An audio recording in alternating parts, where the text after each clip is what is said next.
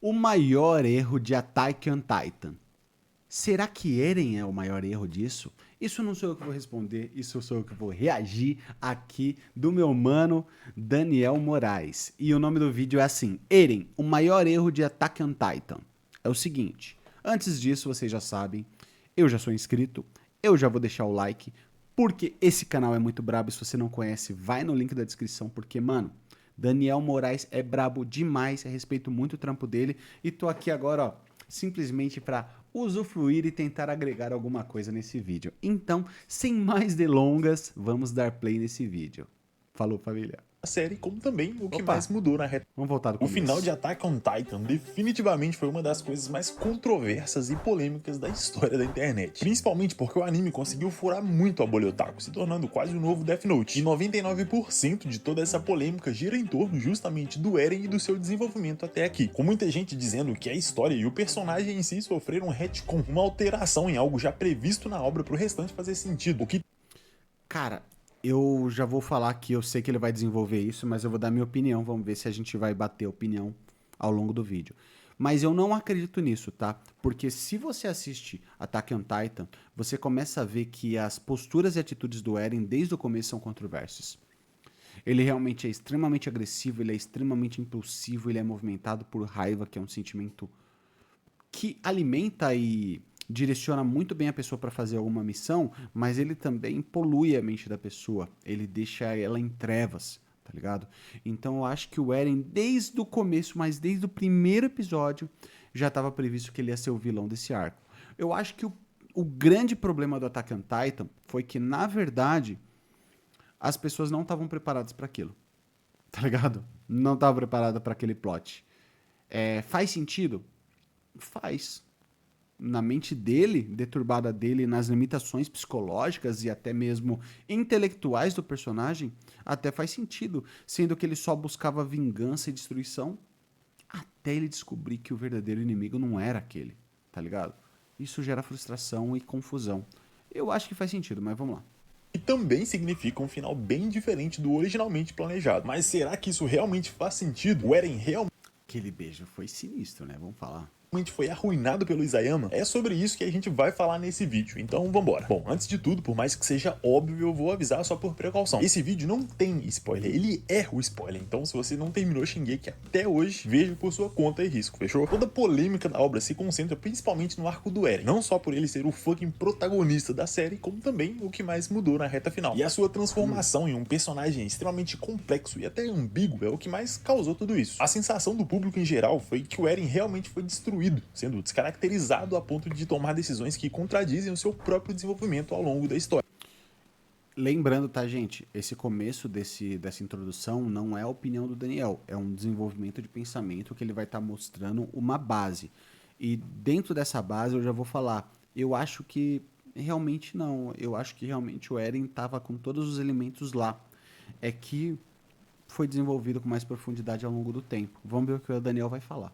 Isso fez com que uma grande parte dos fãs, uma bem grande mesmo, se sentisse traída pela forma com que o seu personagem favorito foi exibido. E assim como tudo na internet, os primeiros meses foram uma loucura, todo mundo odiou o final, não tinha nada de bom e por aí vai. Tudo super extremo como sempre. Mas com o passar do tempo, as pessoas se acalmaram um pouco, felizmente, releram o mangá e reassistiram o anime com a mente mais calma e aberta. E aí sim a discussão conseguiu voltar um pouco mais equilibrada, com uma parcela bem maior, agora não só aceitando o final, mas até defendendo ele. E por isso é muito importante a gente olhar com bastante calma pro arco do personagem completo, pra então tentar chegar numa conclusão sobre se esse final foi tão ruim assim ou não. Nos primeiros capítulos e episódios de Attack on Titan, o Eren é apresentado como um personagem de motivações claras e diretas, sem muita complexidade ou espaço para interpretações. Toda sua visão de mundo é moldada pela sua própria perda e o sofrimento de ter testemunhado a morte da sua mãe pelos Titãs, principalmente porque ele sempre se viu como alguém ativo, capaz de agir e fazer diferença, mas agora se sentia completamente impotente, exatamente o sentimento que o levou a entrar para a tropa de exploração, na tentativa de recuperar esse suposto controle que ele acreditava ter. E aqui é interessante a gente comentar que a morte da Carla, a mãe do Eren, não foi o único motivo para esse ódio absurdo que ele tem dos Titãs. Foi o evento principal, é claro, mas também uma gota d'água, o gatilho que empurrou ele pro abismo, já que mesmo antes disso ele já se sentia muito incomodado com a ameaça dos Titãs e principalmente por ter que passar a vida inteira se escondendo atrás de muralhas, simplesmente para sobreviver. Ou seja, os Titãs sempre representaram pro Eren os obstáculos que ele precisava superar se quisesse ser livre de verdade, para aí sim depois de terem matado a sua mãe, eles se tornaram seus inimigos número um. O problema...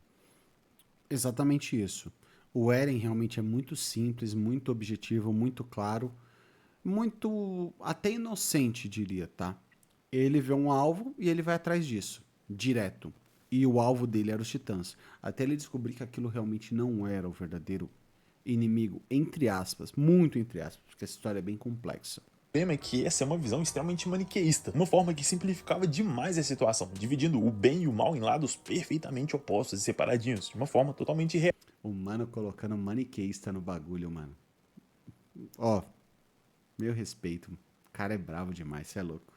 Já que na realidade as coisas normalmente são muito mais complexas e cinzas. Ainda assim, essa visão é perfeitamente compatível com a fase do Eren naquele ponto, já que aqui ele ainda era só um adolescente, justamente aquele momento onde todas as emoções são intensas e todo mundo tem certeza de tudo. Quando você é jovem, tudo faz sentido porque você é burro. E é meio que isso no caso do Eren. Aqui ele representa justamente esse momento, onde tudo que importa é a sua raiva e a sua vingança, sem pensar muito nas consequências por as suas próprias ações. E talvez essa seja a palavra-chave pro personagem, consequências. À medida que a obra avança, o Eren começa aos poucos a ter uma visão mais ampla do mundo. Ele gradualmente tem essa visão simplista desconstruída por conta das descobertas que ele faz na investigação, política, religião e principalmente por descobrir que os titãs são na verdade humanos transformados. Agora aquela visão de bem e mal, humano e monstro começa a ficar mais cinza e difícil de se separar. Até porque ele mesmo agora era um titã, mas também era humano. Então como separar tudo assim tão claramente? Não tinha mais como fazer isso. Principalmente porque até dentro das muralhas, no suposto lado certo da guerra, existiam conspirações, mentiras, falsos líderes e todo tipo de atrocidade. No caso do Eren, toda essa confusão piora ainda mais quando ele descobre completamente do nada que o Reiner e o Bertholdt, vulgo seus grandes amigos e companheiros de batalha, eram na verdade os monstros que causaram a morte de tantas pessoas, inclusive a Isso foi sinistro, meu. Isso foi sinistro. Eu fiquei em choque com isso também. sua mãe. Então se o Eren já estava confuso antes, imagina agora. Literalmente tudo que ele acreditava tinha sido destruído bem na sua frente. Mal dava pra saber se ele estava mesmo no lado certo da história. Mesmo assim, ele continuava tentando se convencer que sim, ele estava no caminho certo e todo o restante estava errado. Mas a pá de cal, na sua opinião, vem logo depois, quando eles finalmente descobrem o que tinha no porão do Grisha. O fucking mundo não acabou. Na verdade, ele tá lá, vivaço. E na verdade, Paradis é quase uma prisão domiciliar gigante. E o Eren fica como numa hora dessas? Aí sim fudeu tudo. Agora não tem isso de monstros versus humanidade. Todo mundo é monstruoso e todo mundo é humano. Parar de... Já misturou tudo. Mas dentro desse contexto aí, mano, muito importante isso daqui. Já se inscreveu no canal? Já deixou um like aqui? Dá essa fortalecida pra gente, pô. Tá ligado? Oi, família, deixa eu corrigir aqui. Enquanto ele tá falando, é uma vítima corrigir. hoje, mas antes ela era uma agressora. Então, quem tem a razão? O Eren não faz a menor ideia. Ele ainda era só um adolescente com um poder absurdo nas mãos, tentando fazer o mundo caber na sua própria cabeça, o que obviamente era impossível. Desde o início Agora da sim. obra, vemos o Eren falando sobre liberdade, principalmente depois do Armin mostrar pra ele aquele livro sobre o mundo exterior. E saber que tinha muito mais lá fora despertou no Eren não só a curiosidade pelo que tá além do mar, mas também um sentimento de injustiça. Do tipo, com um mundo tão grande e diverso como esse, por que eu tive que passar a vida inteira enjaulado como um animal? isso é muito interessante, porque tem gente que pode ser positiva em algumas circunstâncias, ver a beleza nas coisas, tipo assim, a oportunidade que eu tô tendo de ver isso agora. E tem gente que vai pro lado negativo, vai pra obscuridade, vai para as questões mais selvagens, agressivas da alma, que é tipo, como me privaram disso esse tempo todo? Sendo que mal ele sabe, a grande maioria das pessoas nunca teve a possibilidade de ver o mar, sabe? Ou algumas outras coisas que muitas outras pessoas não tiveram, não comparando com a desgraça que ele teve na vida dele, porque foi absurda, tá? Mas é um pensamento egoísta. Nesse mesmo momento aí, um pensamento de revolta. É interessante isso. Já mostra esse contexto, essa personalidade que tá aí.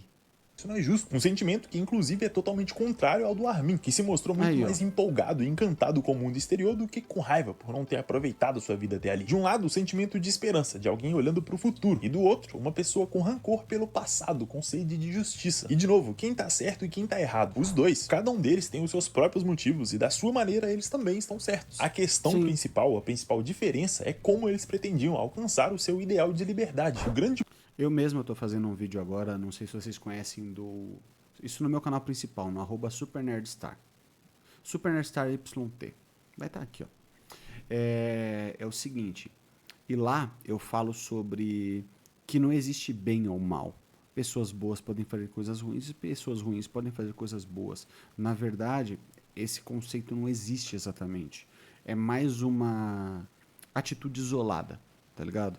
E essa atitude isolada que determina, às vezes, um peso moral na balança do que você está fazendo ou não, seja correto ou não. Mas é muito simplista a gente falar o bem e o mal, como ele falou, maniqueísta. É muito mais complexo do que isso, muito mais delicado do que isso. Interessante.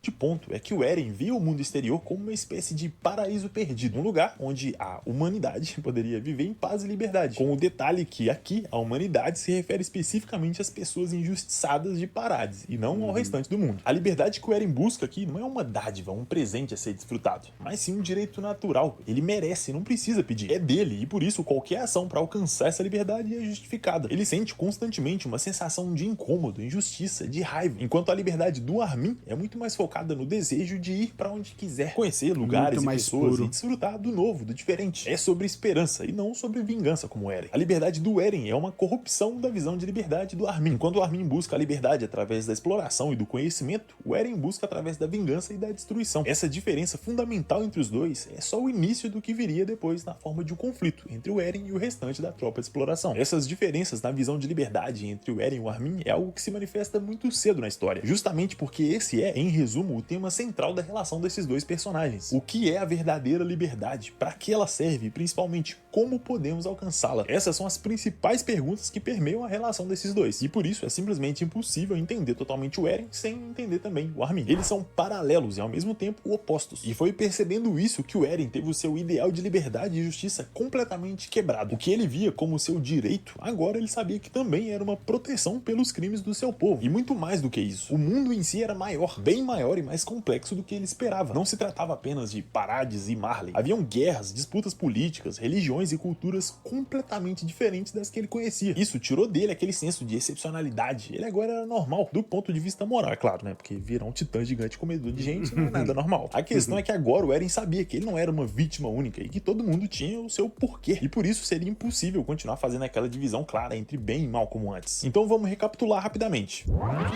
O Eren é um adolescente que viu sua mãe morrer e inúmeras outras pessoas que ele conhecia e convivia, pra a partir de então passar a vida inteira treinando com base no ódio, literalmente, pra matar aquelas criaturas. Em seguida ele se torna uma dessas criaturas e descobre que esses monstros na verdade são humanos e que os humanos também são monstros. E no fim ainda percebe que tudo o que ele acreditou sobre a humanidade ter quase acabado, com exceção do pessoal de Parades, era mentira. A humanidade não só existia fora das muralhas, como eles também eram inimigos de Parades. Se a gente parasse por aqui, daria pra entender perfeitamente se o Eren simplesmente enlouquecesse, porque puta que pariu, é muita coisa. Mas sempre dá pra piorar, e piora. Já que no meio de todo esse tumulto, o Eren ainda ativa, por acaso, a habilidade do Titã Fundador. E literalmente começa a ver o passado, presente e futuro de uma só vez. Aí tudo desanda completamente. A sua mente, já transtornada e confusa, perde completamente a noção de causa e consequência, já que pra ele, tudo que ele via no futuro já teria acontecido. No presente, ele já teria interferido no passado, implantado as memórias no Grisha e até mandado o Titã comer a mãe dele. Agora imagina o estado mental do Eren aqui. Não tem como um cidadão desse ficar normal. Em alguns poucos anos, ele saiu de uma criança presa numa gaiola para um órfão traumatizado, depois para um titã gigante, para depois descobrir que toda a sua vida foi uma mentira e que talvez ele e o seu povo ainda sejam os vilões da história, odiados pelo mundo inteiro. E por isso, diante desse dilema moral e temporal, o Eren tenta encontrar uma solução que consiga conciliar o seu conceito de justiça e o seu desejo por liberdade, algo que claramente não existe. E é aí que, não encontrando nenhuma outra solução para todos esses problemas, no maior estilo Lelouch das ideias, ele decide se tornar o maior vilão de todos, entendendo que essa seria a melhor forma de fazer o mundo enxergar os Eldianos como pessoas boas, como aquele. Lembrando, tá? Ele enxergava, como o próprio Daniel falou aqui, o passado, o presente e o futuro ao mesmo tempo. Então, mediante as limitações intelectuais dele, talvez aquela, não que eu concorde, não concordo nunca, jamais, mas aquela na mente dele fosse a opinião mais viável, porque ele viu milhares, inúmeros fracassos, tá ligado? Ao longo do tempo, de acordo com o que ele fosse planejando. Porque ele era quase onisciente. Ele enxergava todas as linhas temporais e todas as possibilidades. Tipo o Doutor Estranho lá no Ultimato, sabe? Que pensou 4 milhões de possibilidades ao mesmo tempo. E essa foi a solução que ele teve para atingir o objetivo.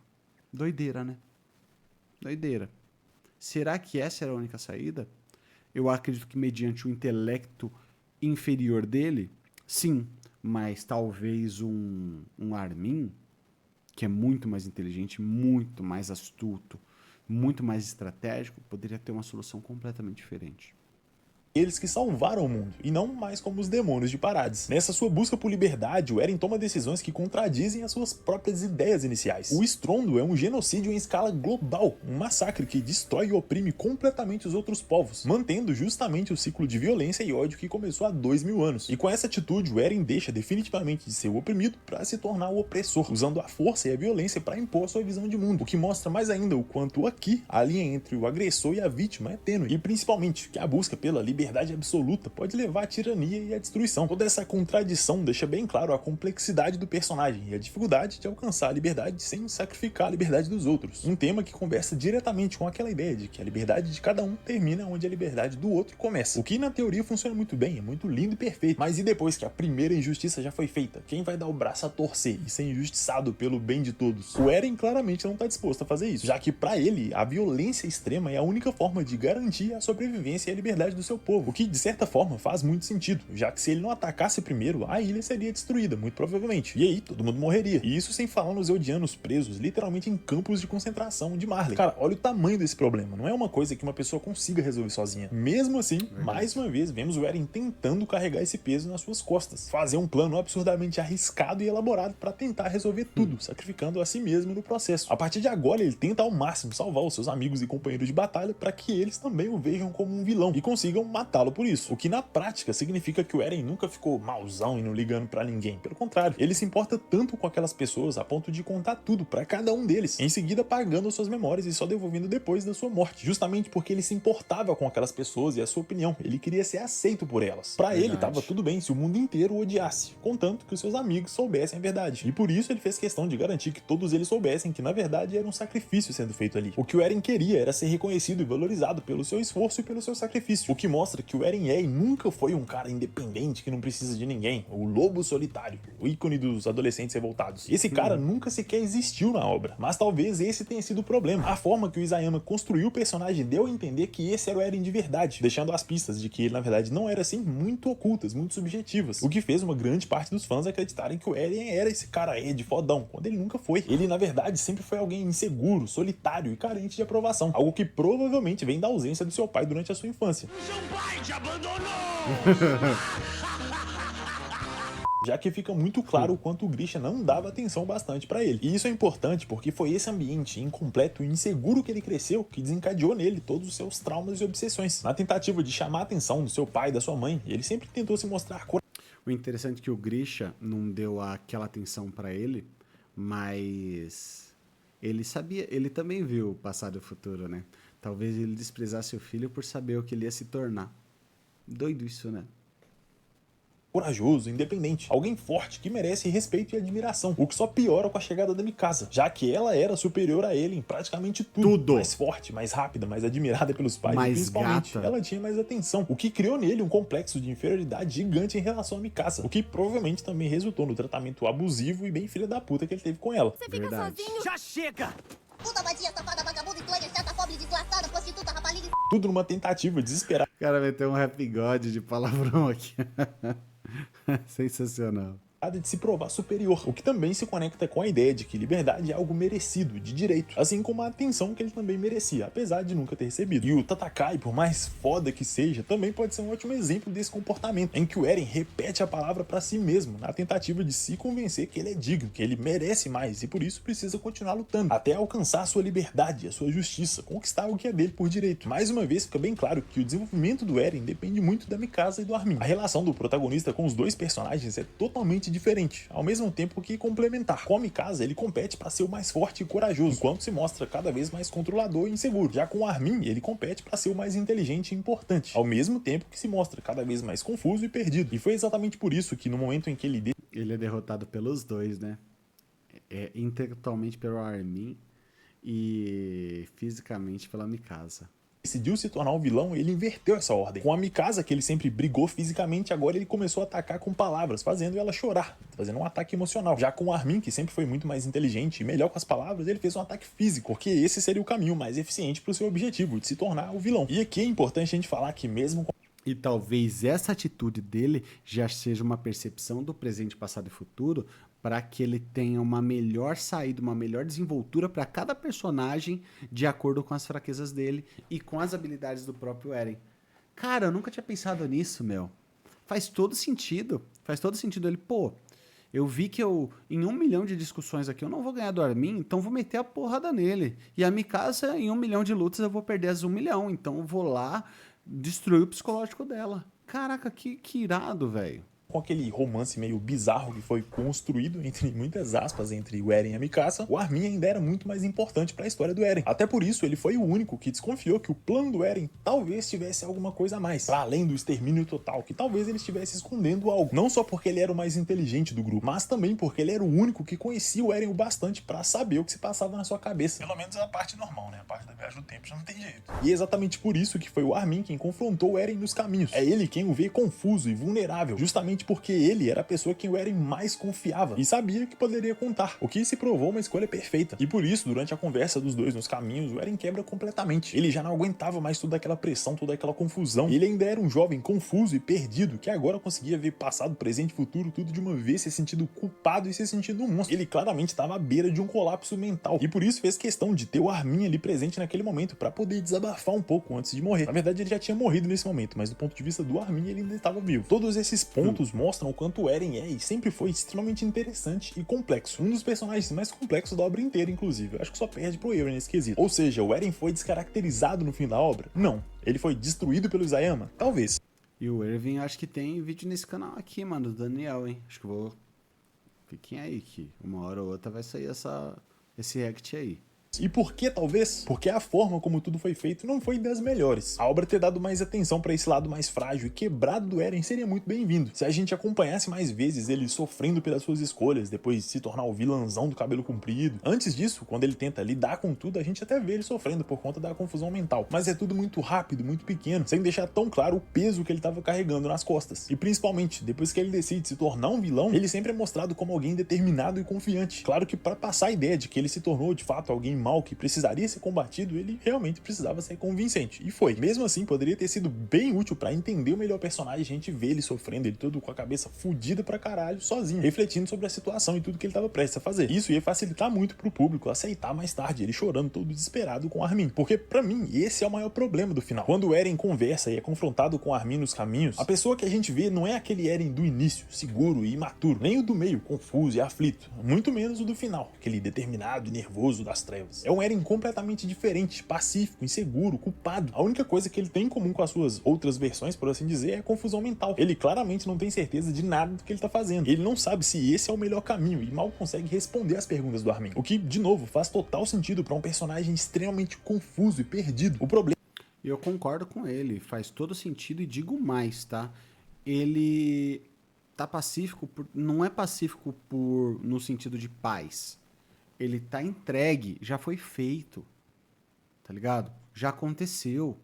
Agora não adianta chorar mais. Tipo assim, tá decidido. Ele tá... Não é pacífico, eu diria que é conformado. Triste. Eu acho que essa é a palavra correta. O problema é que ver isso só agora causa muita estranheza, já que esse personagem, por mais que sempre tenha existido, nunca foi demonstrado na obra. Ficou parecendo que eles meteram essas características nada a ver no personagem dele, ficar maluco só pra explicar esse plano louco dele. E se você quiser ver um bom exemplo de como fazer essa ideia dar certo, é só ver Code Geass. Recentemente eu até fiz um vídeo análise sobre, e o pessoal nos comentários comparou bastante com o final de Shingeki, dizendo que o Eren tentou ser um Reload, mas falhou miseravelmente. Nunca assisti, meu, é bom? Comenta aí no comentário se é da hora, apesar que se ele tá recomendando, é certeza que é bom.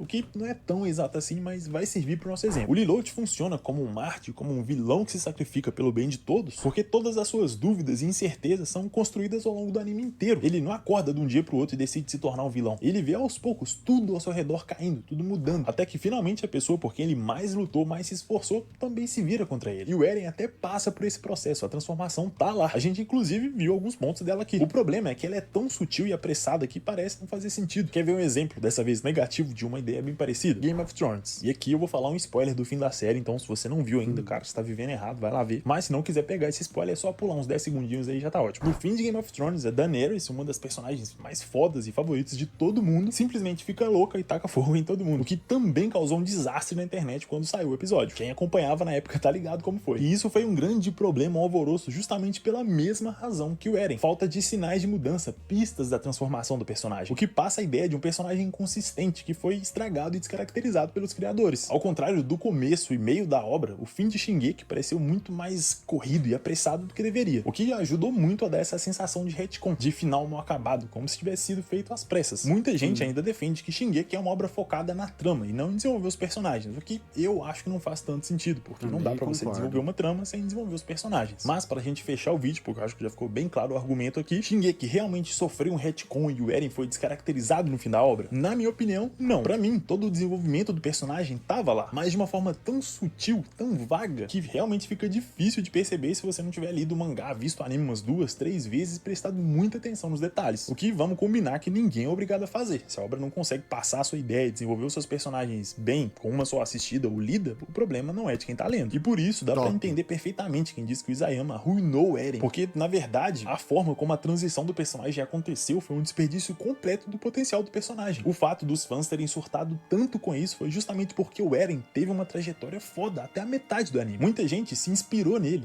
via ele como um herói, alguém foda, e até se espelhava nele. Então ver o Eren assim, chorando, implorando por ajuda do Armin do nada, completamente vulnerável, sem explicação ou embasamento, foi quase uma ofensa pessoal, principalmente por conta da cena pós-crédito, onde vemos um menino no mundo pós-apocalíptico moderno encontrando a árvore onde o alienígena titã supostamente estava, mostrando que o ciclo de violência e ódio é interminável e estava prestes a começar de novo. O interessante é que ali naquela árvore era o lugar favorito do Eren, um lugar que simbolizava o ciclo da vida e da morte, conectando a natureza com o legado do personagem em si. Fim das contas, não foi nem de longe o suficiente para acabar com o ciclo de ódio, e que o seu sacrifício, na verdade, não fez diferença no grande esquema das coisas. Agora, isso por si só é uma mensagem ruim? Sim. Não. Eu não acho. É realmente um tema muito interessante de se pensar em como um indivíduo sozinho não consegue mudar muita coisa, ainda mais quando essa coisa é a violência, o ódio, algo tão inerente à natureza humana. O problema é que isso torna o Eren fraco, torna o seu sacrifício inútil, que é exatamente a visão que muita gente teve no fim da obra. E isso enfraquece demais.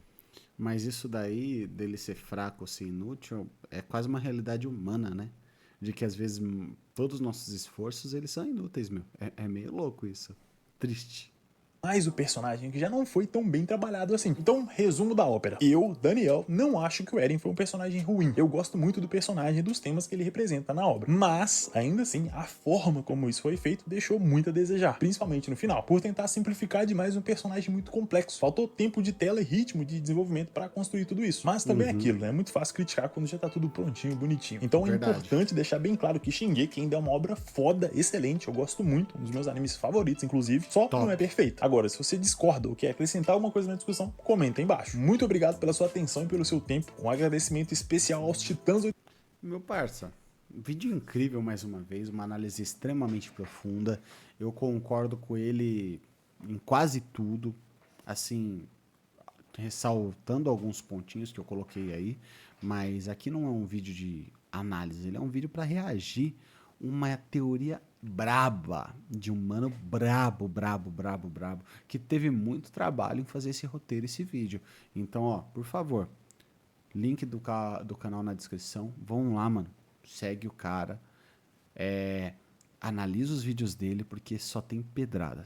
E é isso, família. Tamo aí, não se esquece de se inscrever no canal também e conhecer o meu principal, que vai estar na descrição também. E tamo junto, meus parças. É nóis. Falou.